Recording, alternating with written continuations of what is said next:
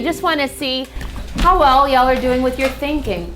You're going to first look at the picture, think about who it is, what might be happening in the picture, and then pick one character to step inside. Go ahead and pick up your pencils, take your quiet looking, and then start writing your ideas. I want to see how your thinking has grown. What are you still able to do when you step inside of a character? What do you think is happening? What do you see that makes you say that? And what character are you going to step inside?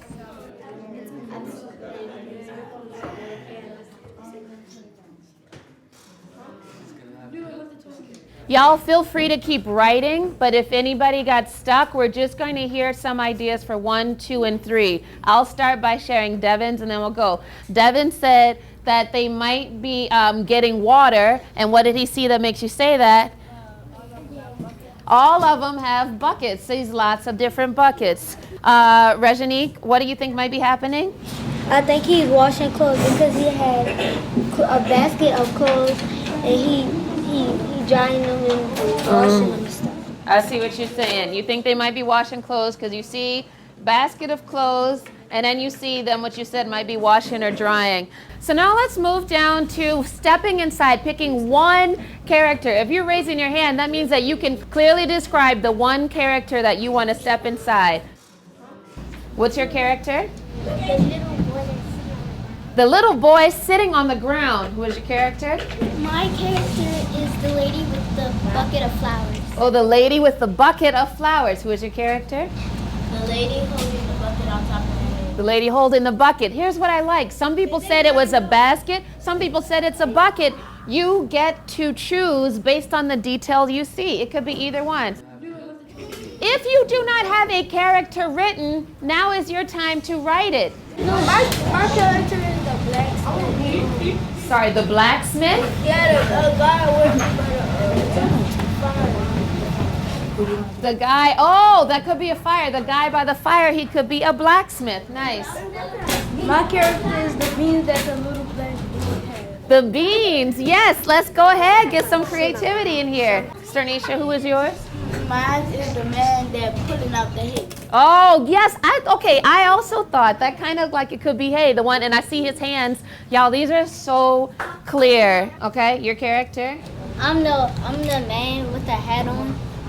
Okay, somebody told me that, but I see about 4 different hats. How else can you describe that? I would say his hat is short. He has a short hat on, and what else is he doing? And it looks like he's trying to tip over. Okay, the man with the short hat tipped over. So now I want to write a line of dialogue for your character. In the stage direction is the movement they're doing.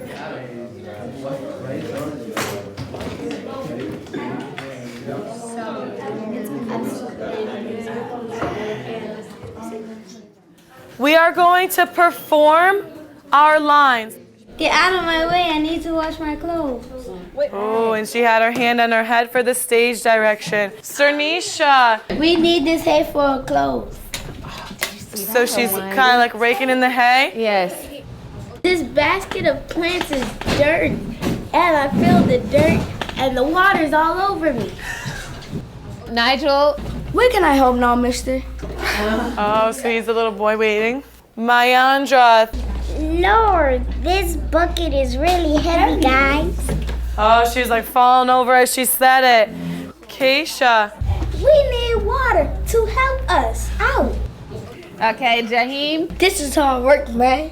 Oh, and he has his hands in his Hard head. work.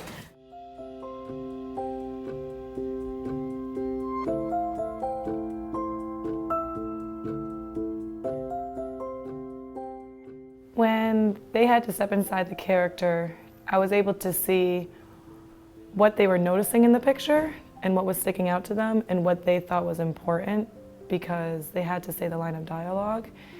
And if they were talking about the water or the baby crying, that's where I could see what they were focusing on. And so I could see who was kind of like following the track that we were going on, or if the person just randomly was pulling stuff out of the air to be funny, I would kind of like mark that in my notebook as like, okay, I need to check in with them to see if they know what the objective is of this. And so it was an informative way for me to see who was understanding the material, who was noticing what they should be looking at, and who was able to connect it to the actual curriculum that I was teaching throughout the week.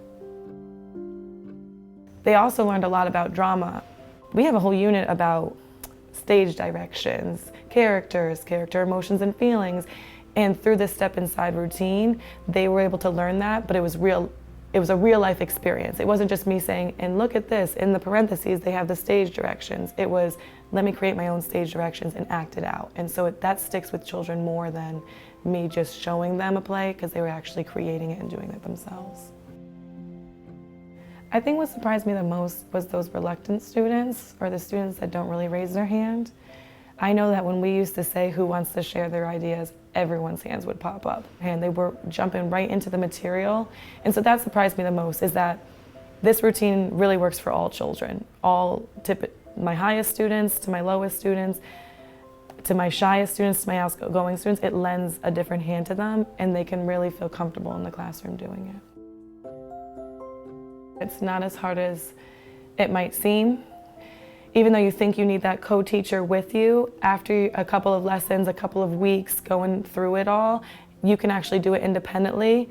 And I realized that when I start writing my lesson plans, her ideas that she's given me, the step inside routines, those are quick things that I can input in the lesson that gets the kids moving, gets them actually like changing their face, acting, laughing together, and it's something that you can actually incorporate into your lesson plans easier than what I initially thought. I initially thought it'd be something else, like another pile of work for me to do as a teacher, but I realized it actually goes hand in hand with teaching, and you get to see student results.